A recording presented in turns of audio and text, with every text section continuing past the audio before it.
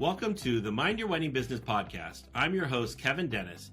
In addition to leading the charge at Wedding IQ, I also run Fantasy Sound Event Services, a lighting and entertainment company based in Livermore, California, that I founded over 30 years ago. Each week on this podcast, you'll hear thought-provoking and empowering interviews with wedding professionals who have found success in the industry. If you're a business-minded wedding pro who loves love, but also cares about their bottom line, buckle up and get ready to learn from a new industry expert each week. All right, folks, welcome to another episode of Mind Your Wedding Business. I am Kevin Dennis, and I'm here today with the one and only Heidi Thompson. How are you doing, Heidi? I'm doing well. Thanks for having me. Good. Well, I'm excited to have you. So can you tell us a little bit about yourself and how we got you here today? Yeah, absolutely. So I've spent the last 14 years helping wedding pros make their marketing easier, book more weddings, and build businesses that are actually sustainable, that give them freedom and flexibility. And I'm also the host of Book More Wedding Summit and Wedding Business CEO Summit. The latter one is coming up really soon here, starting February 16th through the 20th, and Kevin is going to be speaking at it. That's right. I'm excited to be there. Thank you for having me. Yeah, I love having you on. All right. So today we're going to be talking about what's happening in the industry right now and how to book more weddings without being completely overwhelmed all the time. Because I feel like this is so in my market right now, because I know everyone's market is different, but in my market right now is booking season is what we call it. From now until the end of February, it's just when everyone's booking their, and it's just I can't stretch myself enough to be on multiple Zoom calls and site surveys and everything, you name it. It's all happening right now. So I think this is a really good topic for us to dive into. So, all right. So from your vantage point, working with wedding pros around the world, what are the biggest shifts you're seeing in the industry right now? There's a lot of interesting things happening in the industry now, and I think we're Love it. seeing multiple different things converge at once. So we have a generational shift happening Hmm. where many of our couples are now shifting into Gen Z. We have economic turmoil where people are more discerning and they are doing more research to make their decisions. We have more crowded marketplaces than ever. And then, of course, we have things like AI tools. So all of this is happening all at once. It's a lot going on. I Yeah. get it. Um, but I think a lot of these things are converging in ways that actually create better businesses and create less overwhelming businesses.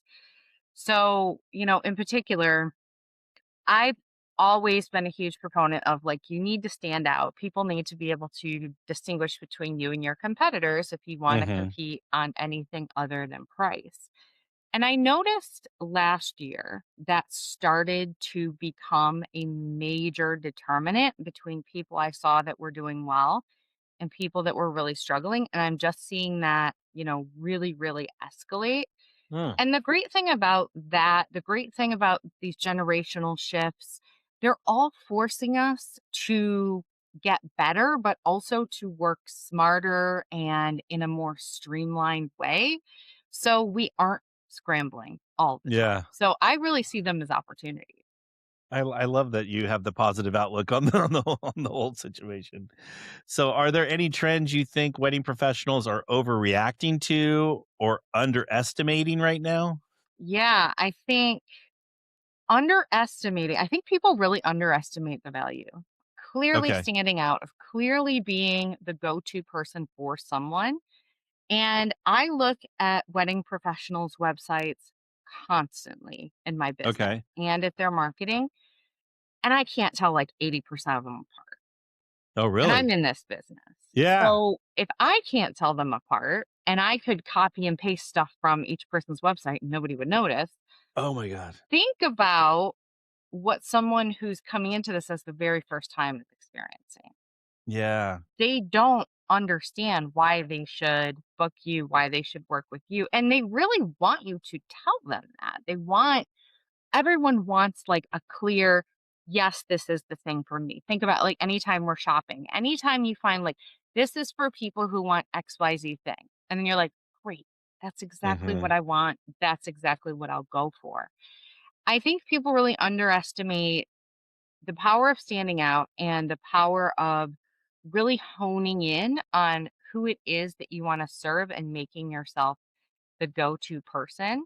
Yeah. I also think people are underestimating the difference between millennials and Gen Z. No, big difference. Yeah. Yeah. And I think it's really interesting because millennials grew up on, I'm an elder millennial. I was born in 86. So I grew up like middle school, high school, into college on like early internet. Mhm.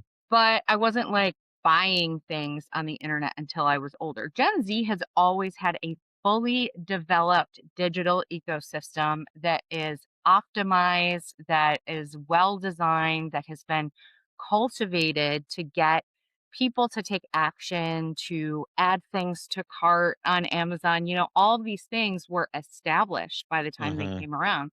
So the way they shop is different. The way they look for things is different.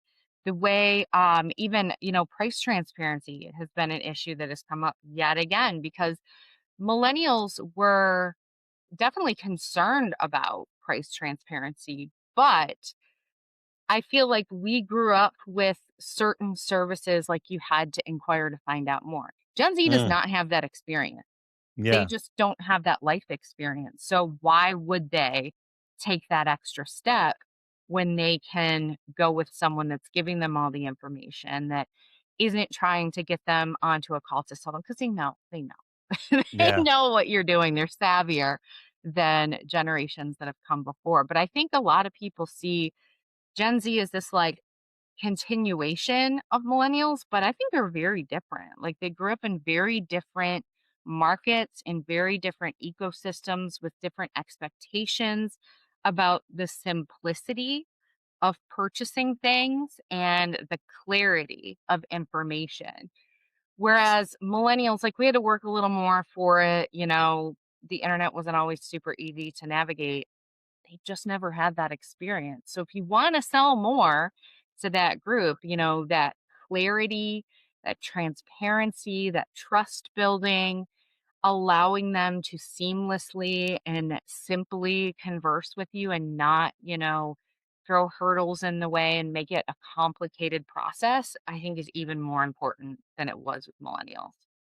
Well, it's funny. I have a 13-year-old, which I forget what she's like on the border of a couple of the generations, but she, one of her favorite things to do is collect physical media, which is CDs and records and all that. So, I and have I, friends with kids around that age, and they're, like, super into, like, CDs, and, like, I've yeah, seen people buying their kids landlines, and they're, like, super nerding out about it. It's I adorable. know, and I'm just like, all things I go, "Are we coming full circle on this?" But anyway, when you were talking about you never, purchase anything online or just as a kid, I'm like, "Well, you were probably buying CDs and you were doing all the stuff that Yeah, all of a sudden is really cool right now." So, yeah, and it's a different trust environment. I think, Gen Z, Gen Alpha, they're more aware, they're less trusting mm, of just things that are out there because they've been exposed to more of it. I think the further you go out, older generations tend to be more trusting. That's why unfortunately, like they get targeted for scams because they tend to just trust, yeah. businesses, people that sound authoritative. That decreases with every generation. So we really have to look at like how are we building trust in your communication, in your transparency, in your brand, allowing them to come to trust you before they reach out because that's what they're doing. They're doing the research. Yeah, and I think that jumps right into our next, question about trust would be how has buyer behavior changed recently, and what do wedding pros need to understand about today's couples to stay competitive? I've always been a proponent of price transparency. I've been talking about it for ages. It is no longer negotiable. You are Oh, I getting love that. skipped over if you are, at the very least, not giving an indication. A range. Is that Yes. yeah, Give me a okay. range. Give me a typical couple spends. Give me Yeah. a, something so that Mhm. I can see, is this worth my time or is this not worth my time? Because Yeah. I'll self-select out if it's not. And that's great. That's a good thing. If you're not what people are looking for, that's totally fine. They should be self-selecting out. But, that is incredibly important, and I think it builds a lot of trust because when you withhold that, first of all, it's really funny that, like, there are people that will withhold that information, and then they get mad when someone asks about it, and it's like, Oh. that's the thing you're hiding, like, you're Yeah. covering it up and then wondering why people are asking about it. It's like, well, because that's the thing you're withholding, but it builds trust to provide pricing, to Mm. be able to share that or at least explain why. I think we underestimate what this is like when you're doing it as a couple for the first time. And you're like, why can't you just give me a price? Let Yeah. them know. Like, price depends on number of guests and the type of menu that you choose. But our typical, couple spends X amount per guest or something like that. Yeah. Then they're like, oh, okay, I understand. Or flowers vary in cost by season. They Mm. probably didn't know that. But now they do and they trust you because you were upfront with them. Yeah. And do you think because we have to build trust with these, our couples today that the process is it's taking longer to book these clients and to get them, to That's an where they need to interesting be? question Yeah. because I think a lot of the trust is actually built before they ever reach out. Yeah. So the trust is built in what they can find about you, what you're putting out there yourself, how you're communicating your brand. Do you stand out? Are you the go to? Do you have good social proof? Do you have testimonials? Are you featuring any, client case studies or anything like that? So they're seeing and understanding that. Like they're really not reaching out to people they just don't trust. Oh, okay. And they're looking for signifiers of that. So, are other people finding that you are trustworthy?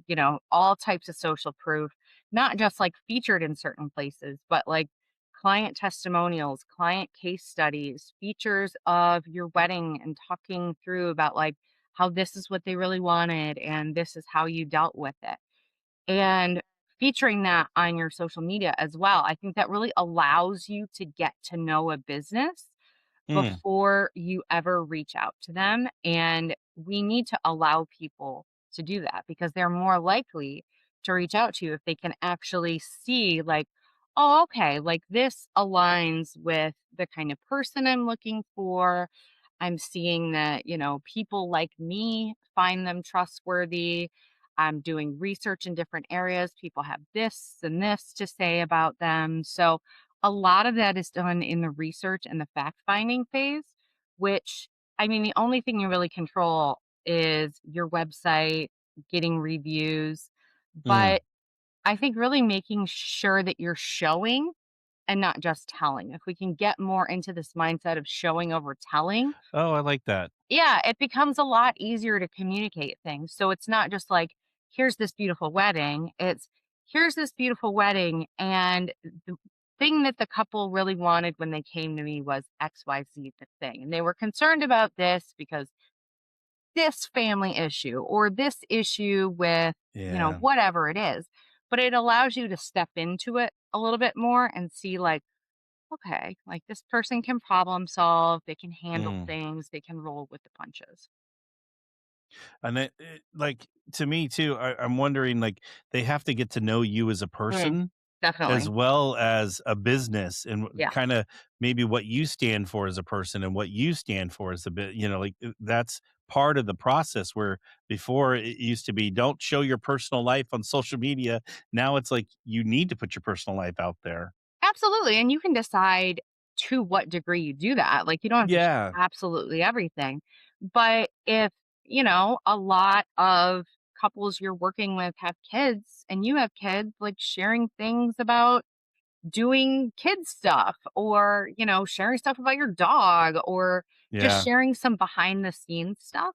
That's really valuable and it lets people in, and we all love that stuff. Whether we'll Yeah. admit to it or not, we No, all love just like that glimpse behind the and scenes. I think you hit on it, is like dogs for sure. Yeah. Yeah, everyone can that touches everyone, and then some people, kids, because even, some of these couples wanna have kids someday, so I get a lot of questions about my kids, from my couples and how I navigate different things, or it's just kinda interesting to me. I'm like, "Oh, okay, yeah, let's have this conversation." But Yeah, it because it's just like, "You're a dad, you understand, like, I can talk to you about this." Yeah, exactly, yeah, that's probably a good way of feeling it, so alright, for someone who feels it's, like, harder to book than it used to be, what's the first assumption they should challenge? Ooh, I love this. I think this really comes back to confusion Oh, on behalf of the couple. They understand you exist. uh-huh, That is kind of it. They don't understand why they should choose you over someone else. They don't understand how you're different. They don't understand I like to think of it, in the marketing world, we think of things in like problem solution.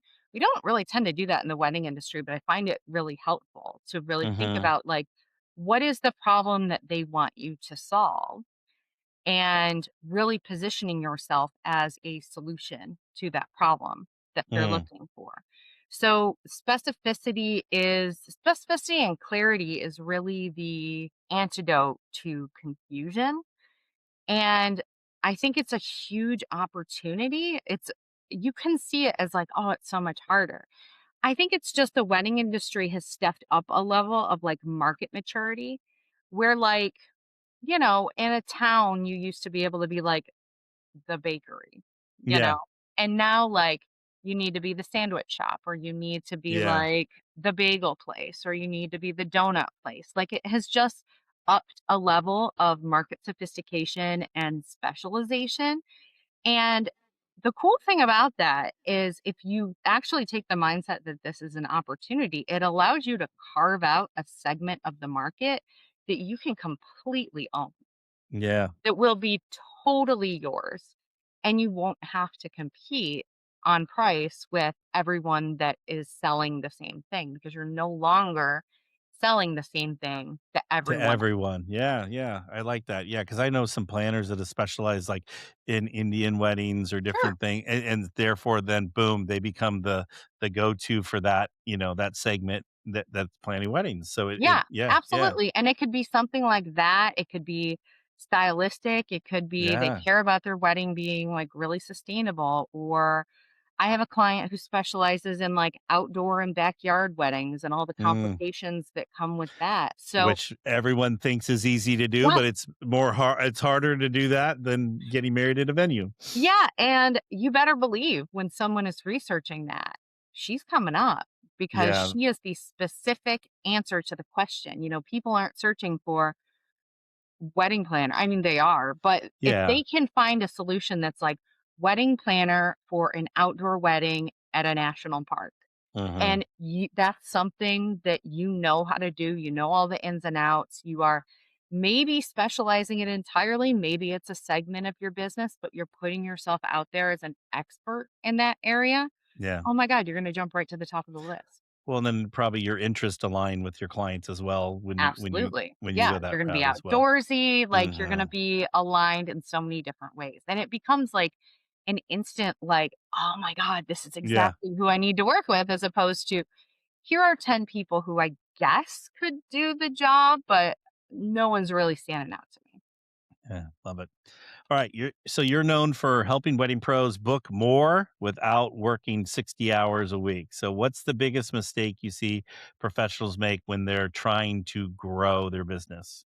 It's the belief that doing more equals more, right? That Mm, if we put in more input, we get in more output.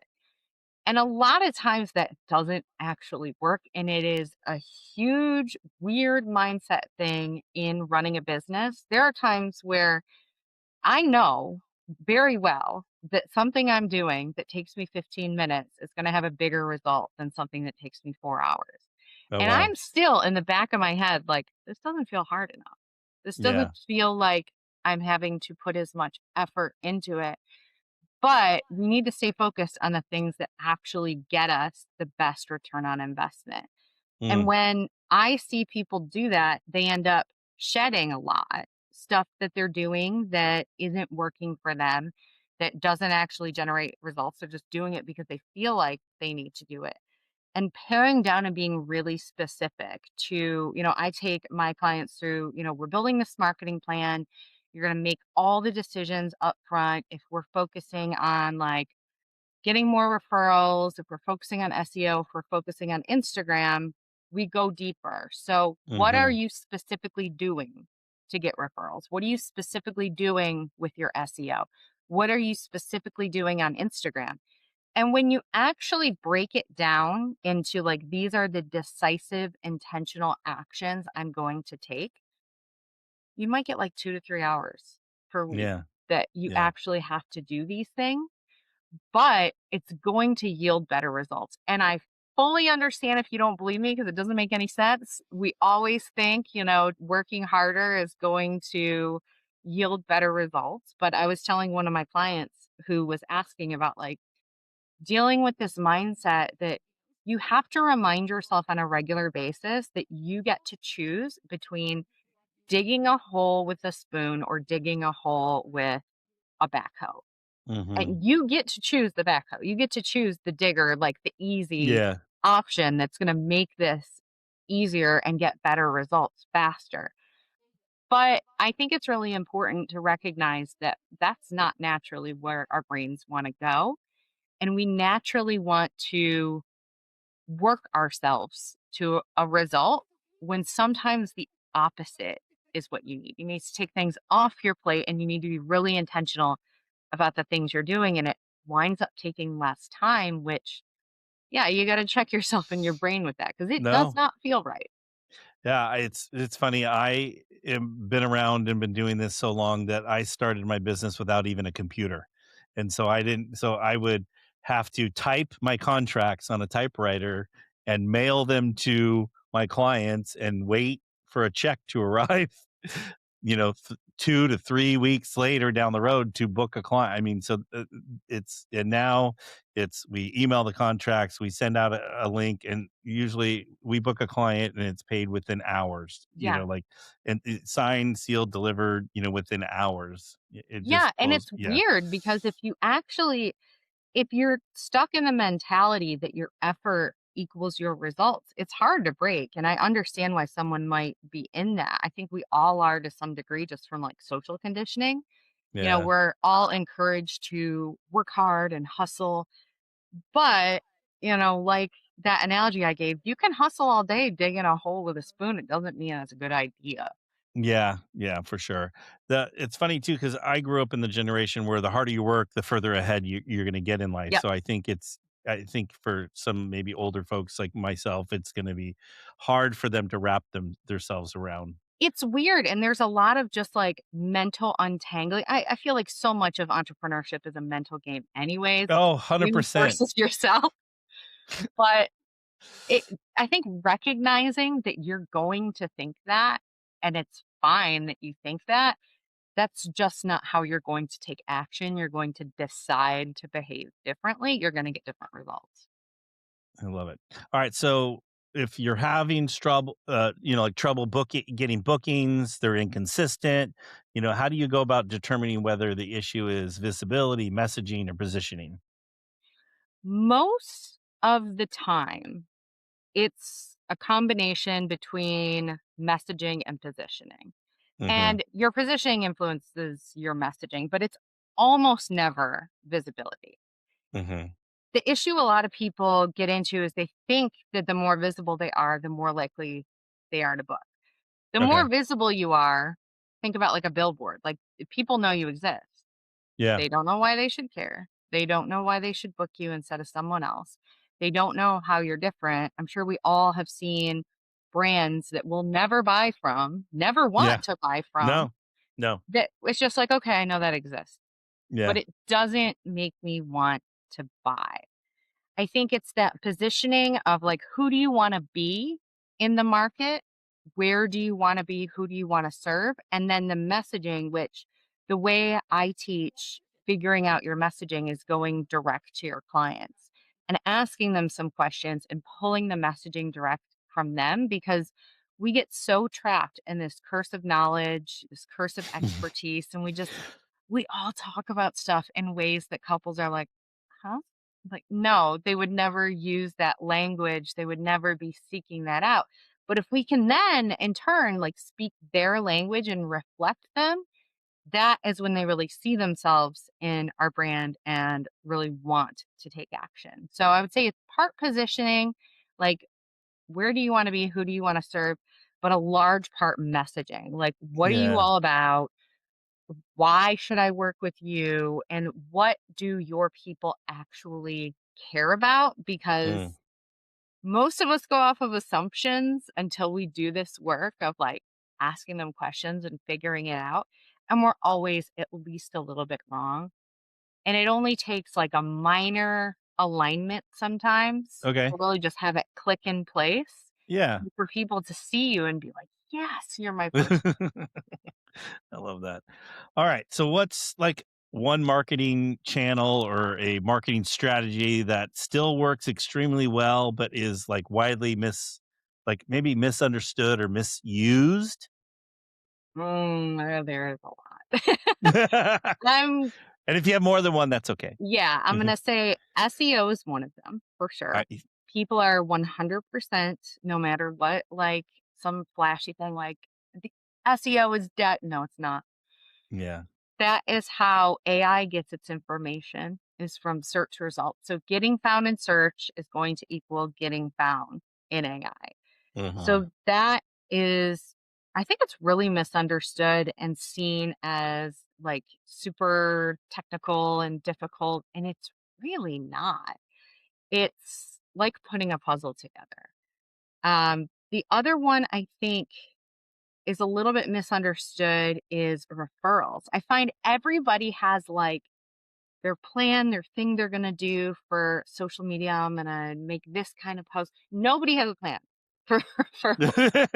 Nobody has a plan.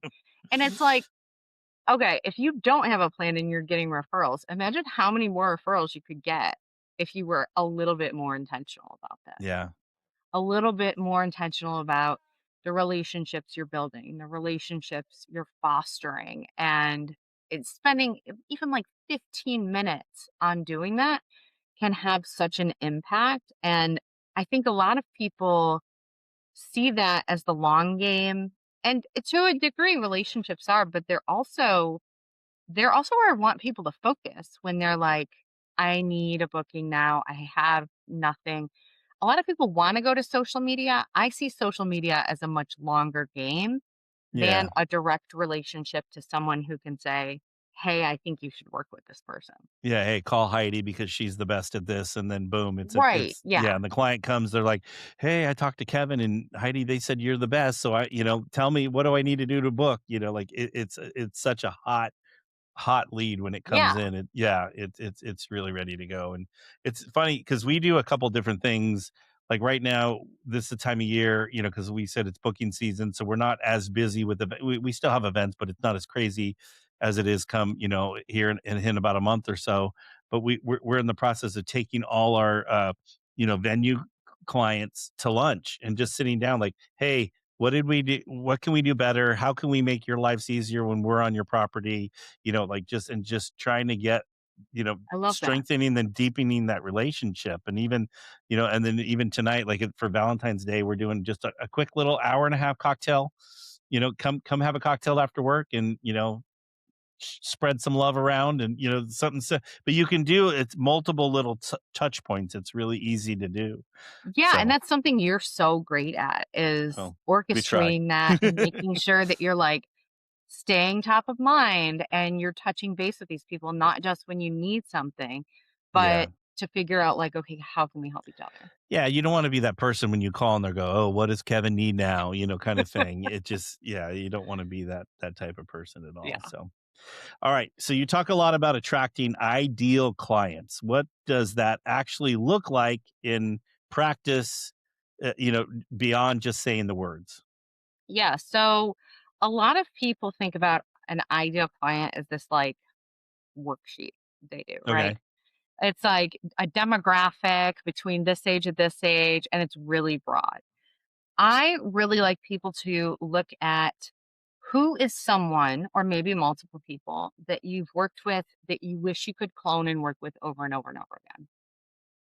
So we're going to think about this one person, this few different people, and then we're going to think about them as like actual human beings and how we would Mhm. describe them, if we were going to that Valentine's Day cocktail with them. How would I tell you, like, oh, Kevin, you're going to love this person because blah, blah, blah, blah. Something about who they actually are, because we get tripped up in this like role that they play for a day in their lives. And that's not who they are. Okay. And marketing is so deeply rooted in psychology. We have to understand who they are, what they actually care about, what they're actually motivated by, which is why I take people through my Clone Your Best Clients process, which I'm going to be sharing during Wedding Business CEO Summit for people, so Okay. that you can go to these people and say, hey, why did you choose to work with me instead of someone else? And what was really important to you for your wedding? Like, let them talk about the things that they actually cared about. And you're going to learn, oh, okay, I thought they were worried about stress or Mhm. overwhelm, but it turns out they were actually looking for somebody that could blend them and their partners' cultures together, so they had Oh, music that, like, both families would really love enjoy. throughout Yeah, the night. yeah, yeah. Then you can shift your marketing to really focus on that in the messaging, and that starts to attract them like crazy because they actually see the thing that they're looking for, and it sounds silly, but, like, when you actually give people the thing that they're looking for, they get excited and they wanna work with you because Mhm. nobody is doing this. Nobody is speaking to people this way. They're speaking about, like, it's a wedding planning service or it's a wedding photography service. But if you really speak to the problem, that problem language I mentioned, Yeah. it allows them to be like, "You're the person. Like, you are obviously the person who has what I need."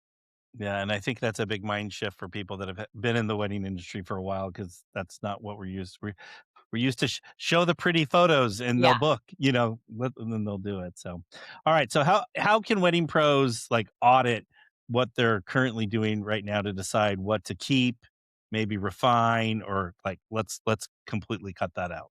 Okay. So we're going to be going through this in a session in Oh, the I love it. summit. I'm Okay, really excited about this. I love doing this one. It's all about quitting things. And I love quitting things because it frees up space for the things that it actually does. do things for you. So I would look at, where is your time going? What are you spending your time on? If you don't know, start tracking it. It's Yeah, an incredibly powerful exercise. And then you want to make sure or that, depressing exercise. I will say it could be yes, very yes, depressing. it's very eye opening. It's like tracking your budget, and it's like, oh no, Yeah, I'm spending how much on takeout? Okay, that's yeah, eye opening. yeah. But what it allows you to do is then see, do the things I spend time on actually line up with the things that get me results? So if you look at your past bookings and you figure out, okay, where did they come from? Put them in order from, Uh huh. top to bottom of the number of bookings you got from each place. Does the effort you're putting in, does the time you're putting in align with that? Or are you spending time on places where you're not getting it? Hmm. And I see a lot of people get stuck in this idea of, I'm going to go to the squeaky wheel. I'm going to go to the thing that I feel like I'm not doing right or I haven't mastered or that I'm not good at. And Hmm. instead, if we can look at, what are we already doing that's working and how do you get a little bit more out of that?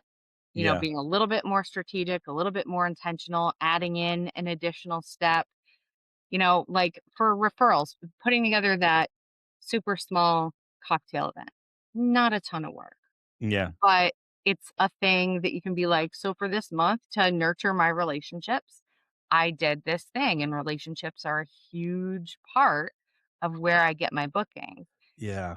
You don't wanna Well, be spending all your time on things that aren't actually getting you results. So I love looking at that difference between, like, what are the results you have? What's driving your booking? And where is your time actually going? Because we're all spending our time on things that do not deserve to be in yeah. our schedule, and a lot of them can be cut out.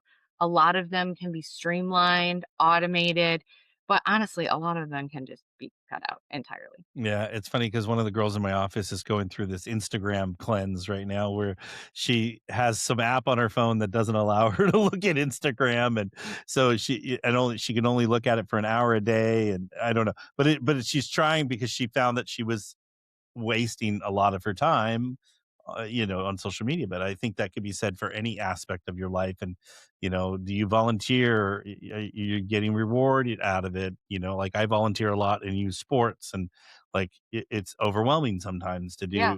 deal with all the. Sometimes I have to look at these parents or these coaches that I'm in charge of. Go, hey guys, I don't get paid for this. Like you guys are like I volunteer right now, so work with me help you, kind of thing.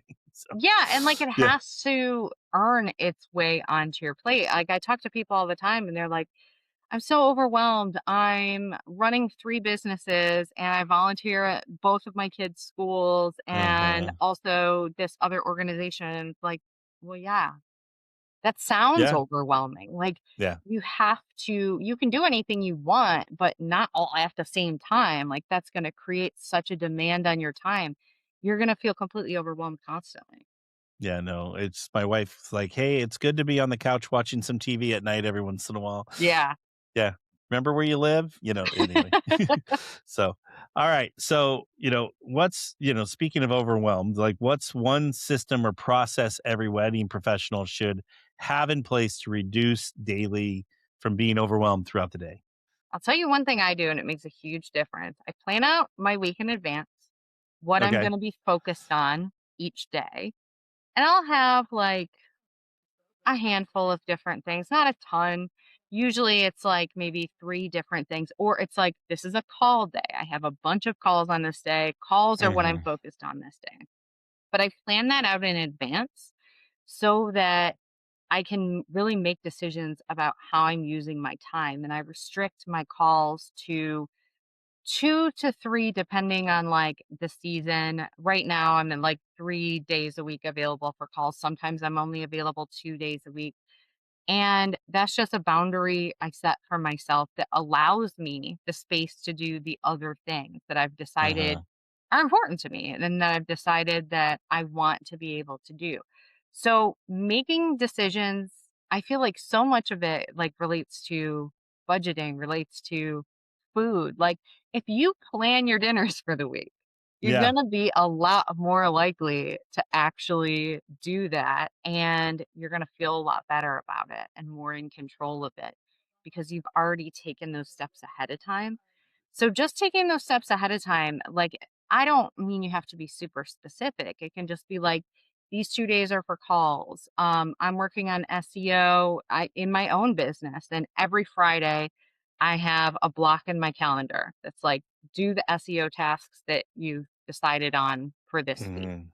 And that's just my time to focus on that. So I think really assigning things to time slots or to days can really ease the pressure because then everything has a home. Then you know things are actually gonna get done. Yeah, I forget what conference I was at and even the speaker, but they were really pushing time blocking and then having appointments with yourself. And Yeah, exactly what you're saying is like schedule, hey, for this little chunk, I'm going to do X, Y, and Z. And if you don't do it, then you can reschedule it with yourself down the road. But, if you don't get through the whole project, but then that way, you're constantly moving in a forward motion. And I think people, when you do that, you feel less overwhelmed by everything because I'm guilty of it. I'll get in and I haven't done my time blocking and I look at everything I have to do and I'm like, where do I don't like I freeze up. I don't even know where to begin. And yeah, so when I do take the time, like before I leave for work, or like you're saying, you gave me a really good idea. It's like looking ahead 5 days and be blocked out for 5 days, because I think that helps you. Like, oh man, I'm really not going to be in the office. I have a wedding this day, or there's more weekday weddings or events or anything or I volunteer with a NACE or a WIPA or any of those groups. So I that takes me out of my office that day. So how do I manipulate everything I need to do and fit it in that one week? So that was Yeah, and I really, think it's really. when you make decisions ahead of time, like, just like everyone always says, like, "Don't go to the grocery store hungry." It's the Oh, I do that same all the thing, like, time. don't go into your day without Yeah. some sort of a plan, or you're just gonna be all over the place. I'm so guilty of the hungry Oh, in the it's the grocery store. worst. Yeah, and I'm like, "Yep, that looks good, that Yep. looks good, yep." So, yeah, or going to Costco when you're hungry, that's even 10 Oh, times worse, so, that's dangerous. yeah.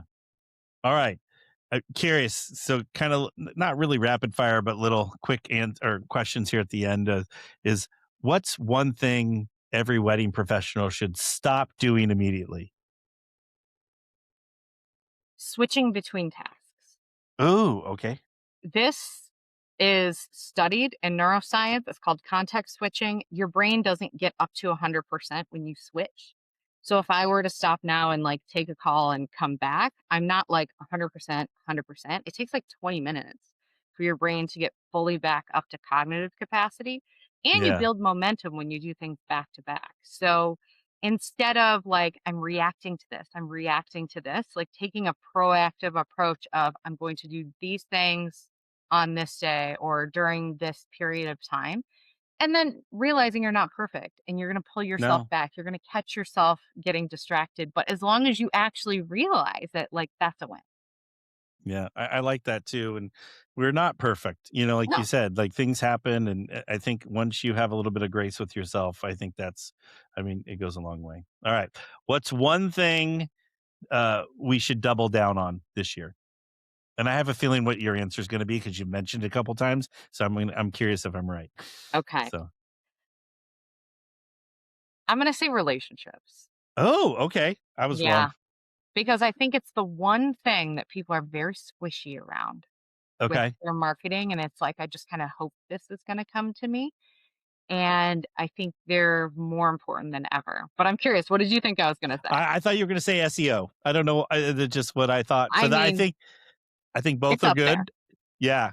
Yeah, we just did a big, SEO project with, Sarah Dunn, who she's with you this time, right? Yep.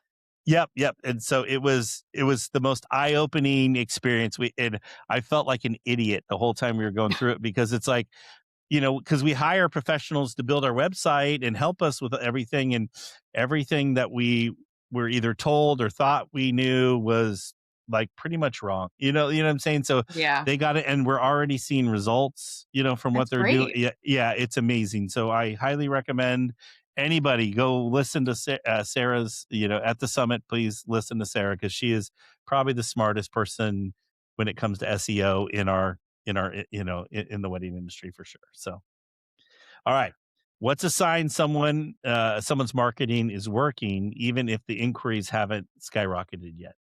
I think if people start recognizing you for something specific, like I reached out to you because I saw that you're really good at this or you specialize in that. That's a really good affirmation that your messaging is connecting and people are Okay. getting it. And it's only going to spiral from there. Then it'll eventually kick Yeah. in. So, all right. So, what's the most overlooked metric wedding pros should be tracking?